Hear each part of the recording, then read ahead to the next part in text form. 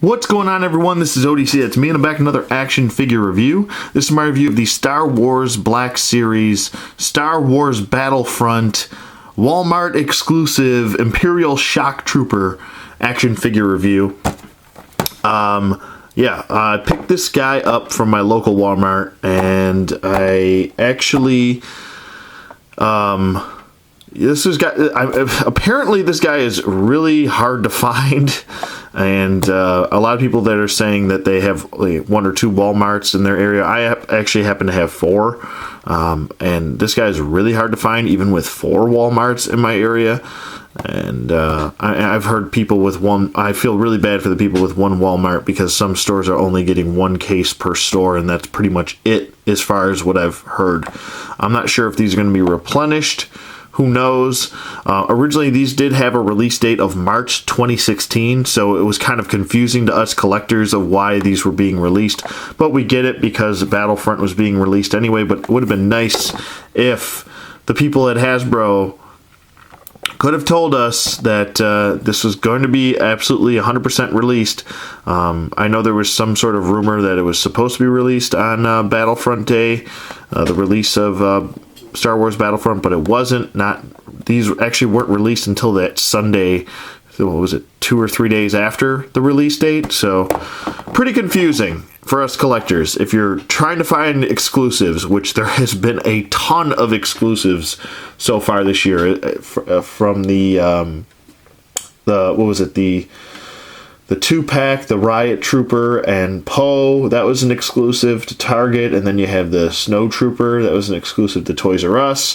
Then you have this Shock Trooper, Walmart's exclusive. Then you have the Darth Vader, which was Walgreens exclusive. Then you have the Kylo Ren, which was Kmart's exclusive. I mean, there's just more and more exclusives coming out, which is good. But please, for the love of God, don't give Walmart an exclusive anymore. All right, that's my little rant, because they just are terrible with trying to figure out if they have them in stock or not. I'm just saying. But here's the packaging. It says Battlefront up here. It is different from the regular release. I'll just bring in Darth Vader, so I just shot his review. So here's the difference between the two. As far as you can see, there's no numbers on the side. It's because it's an exclusive. I can't talk. And then on the back, there's a little read-up. If you want to pause it and read it, you can. So there's that. And then it's got a picture of the Shock Trooper right here. It says Imperial Shock Trooper on the side. And then there you go. And then let's open it. Okay, and here we're back with the Shock Trooper out of packaging, and I gotta say he looks really good. As far as just people flipping out over a repainted figure, I have to say that the paint looks pretty good on him. I don't see any slop on mine, and usually I'm a pretty good nitpicker when it comes to sloppy figures, especially ones from Hasbro.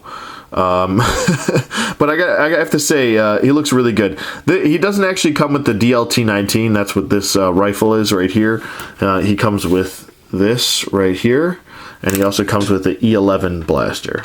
So, which is just right in there. There are some different paint applications which are unique to him. Not just the red. I'm not talking about that, but there are some paint applications here on his belt, and also on, I believe this is a thermal detonator right here, this canister. And on the front portion, obviously we have the red, and then we have the black dots on his lower mid-torso. But I think it's pretty cool. It's like this beige color right here, and then it goes into the red. The Imperial Shock Troopers are actually meant to, their normal weapon of choice is usually the DLT-19, or actually a bazooka or a rocket launcher. They're usually kind of the heavier gunners. They also have heavier armor on. That's why they're called the Shock Troopers. They actually were spawned in the prequels, the Shock Trooper, and they kind of carried over into this game as well as in the lore. So, thought that was pretty cool. Then we got a new, different style of Stormtrooper.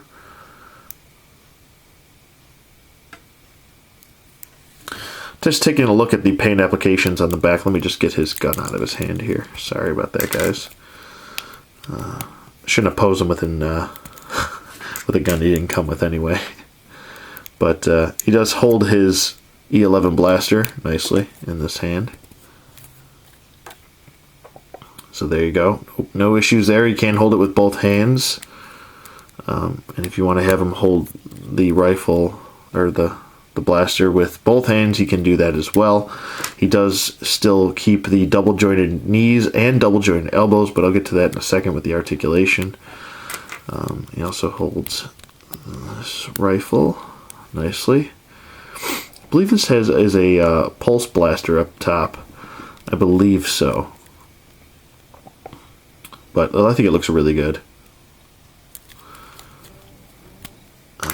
As far as his articulation goes, his head can swivel, full 360 rotation. Oh, you best believe we got some job turkeys, and it's Thanksgiving, so gobble, gobble, gobble. To all you turkey gobblers out there. His head can tilt side to side. He's got a really good range of motion in the head. He can look up nicely and look down nicely. And even if you want to have him look down but kind of hike the head back, you can do that. Same as looking up. If you want to have him kind of looking up back, or kind of have him looking up for a little bit further, you can get a better range of motion there. Really good range of motion with this head. I really do like it. His head, some might say his head might sit a little bit high, but I feel like you get a little bit better range of motion with that. And you can also hike the head back to give him that better look, but I think it sits on the head okay, as far as I'm concerned. His arms go up about this far. That's about it. Wait, maybe some more? No, that's about it. He's maxed out. He's maxed out, trust me. His arms go down. There we go, full 360 rotation. Does have a bicep swivel, a double jointed elbow, wrist swivel, and the wrist hinge which goes in and out, as opposed to this side which goes up and down. And then we do have the diaphragm joint which clicks when you turn it, and it does pivot side to side, and it does crunch more so back than forward. I'd say a little bit forward, but not that much. Legs go forward nicely, and they don't really go back. Upper thigh swivel, double jointed knees, and he does have the ankle pivot, and he does have an ankle hinge, which kind of snaps back and forth. So, really good. I would have to say that he's probably got the best articulation out of all of the new figures that are being released, but that's because he's using the old Stormtrooper body mold, which was actually a really good body mold in my eyes. Taking a look at his other rifle here, it does have a nice wash on it, nice little gray wash over the black. I think it looks really good. I'm probably going to use this for my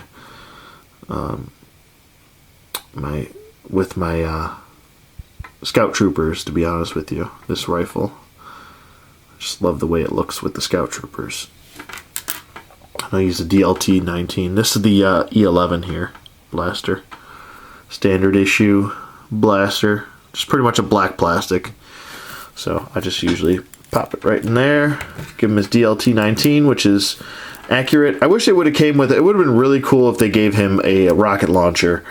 That would have been so cool to give him that. I would have loved that. It would have been unique to the character instead of just giving us another repaint. But I have to say that the paint applications look really good on the figure. Nice and crisp and clean. There's no bleeding or smudging or anything silly like that going on, as far as I can see. At least on mine, the boots look good.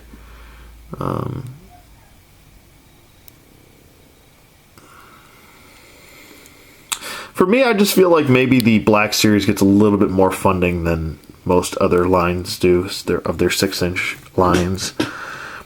But I think it looks really good. He does keep the peg hole at the back of the body, which I believe is the same body as the Sand Trooper.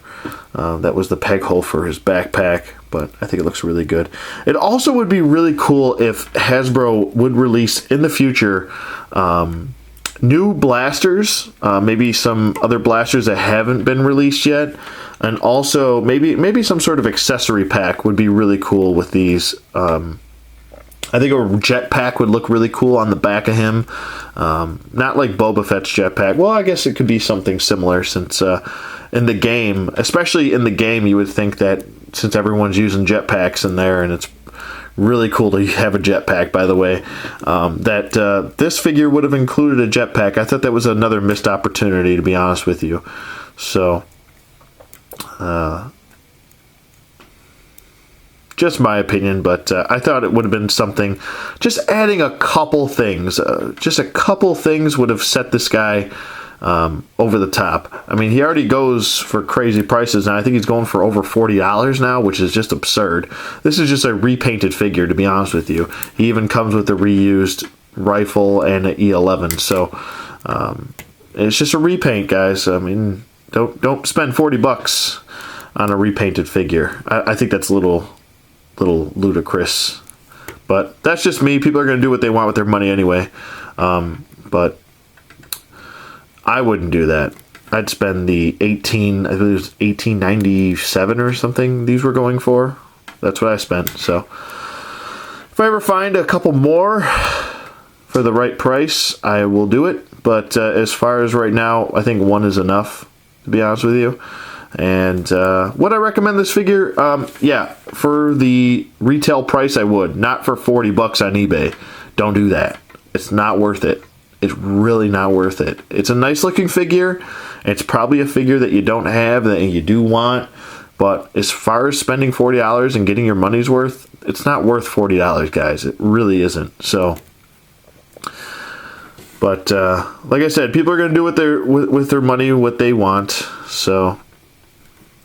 But as far as the figure goes, I'd say he's a solid figure. It's got good articulation. It maintains that original Stormtrooper articulation, which I'll actually bring in one right now. No, that's not one. There he is.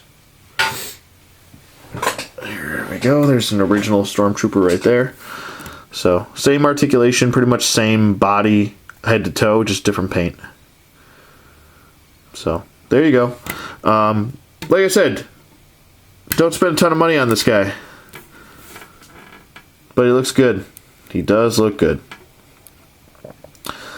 But yeah, that's pretty much it for this figure. Let me know what you guys think in the comments below. Thank you for watching as always, and I will see you guys on the flip side.